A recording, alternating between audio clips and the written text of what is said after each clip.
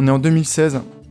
Comme tous les matins de la semaine, j'arrive devant mon entreprise, je gare mon scooter, je retire mon casque et je me dirige vers l'entrée quand mon cœur se fige. Il m'est impossible de bouger. J'avais déjà eu quelques alertes et j'avais déjà des grosses douleurs au dos. J'arrive tant bien que mal à faire un pas en arrière et je lève les yeux. Je regarde mon entreprise et je me dis, je peux pas, je veux pas, je peux plus. Vraiment, je veux plus. Je reprends mon scooter tant bien que mal et je rentre chez moi. Et c'est le début d'une longue traversée plus ou moins solitaire, qui m'a mené aujourd'hui jusqu'à toi.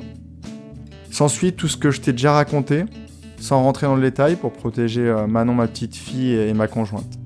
À l'époque, je lisais déjà beaucoup, mais je ne m'étais jamais vraiment écouté, jusqu'à ce matin qui a été un des pires, plus beaux moments de ma vie. Pourquoi je te parle de ça aujourd'hui ? Parce qu'hier, je remerciais un conférencier sur LinkedIn pour un partage très sympa, en lui disant que je ne connaîtrais jamais ce genre d'événement, mais que je trouvais sa vidéo vraiment géniale. Et là, une de mes lectrices de la newsletter m'interpelle et me dit « Et le César de la meilleure newsletter revient à Sylvain Viens. Félicitations Sylvain, un petit mot ». Et comme j'étais encore connecté, je réponds du tac au tac. Je n'irai pas jusque-là, mais j'y mets tout mon cœur et toute mon âme.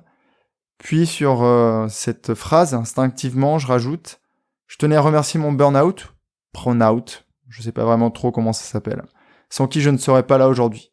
Merci. » Ça peut paraître fou de dire ça, complètement insensé, et ça peut même choquer des personnes. Pour ceux qui ont vécu ça, qui sont en train de le vivre, ou qui le vivent par procuration, cette phrase peut paraître folle, pourtant je la pense. Si ce matin de 2016, je ne m'étais pas écouté, comme j'avais pu le faire en 2010 ou en 2013, je serais encore dans un bureau, devant un écran, à répondre à des demandes qui n'avaient plus aucun sens, qui ne me menaient nulle part et qui n'étaient pas en phase avec mes valeurs.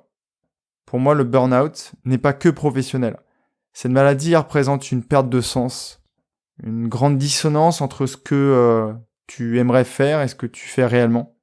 Et si tous les matins tu te lèves en pensant que tu ne t'aimes pas, c'est terrible. Mais si tous les matins tu te lèves en disant « je vais encore passer ma journée à faire des choses complètement inutiles », c'est moins pire, ou plutôt c'est pas beaucoup mieux. Donc je t'adresse toutes mes excuses si je te choque ou que je t'aide à t'ouvrir les yeux sur quelque chose que tu refuses de voir. Mais au fond de moi, j'entends une petite voix qui me dit « si tu perds 1000 abonnés, mais que tu ouvres les yeux à une seule personne, c'est génial, et c'est pour ça que tu es derrière ton micro. » Ça va te paraître étrange, mais je transpire. Je sais pas vraiment si c'est parce que je revis ce moment de 2016 qui a été crucial pour moi, ou parce que je crains de te faire du mal. Mais j'espère que tu ouvriras ton cahier pour poser ta colère, ou ton incompréhension suite à cette capsule.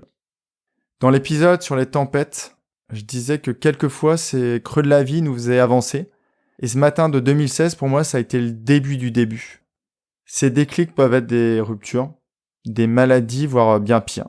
Mais si tu es dans ce cas, si tu connais quelqu'un dans ce cas, partage cet épisode tout de suite.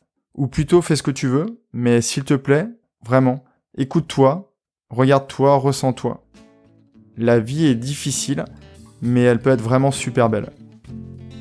Avant de te quitter, je tenais à remercier Alexiane, Sylvain ou encore Cédric pour leur fabuleux message que j'ai reçu.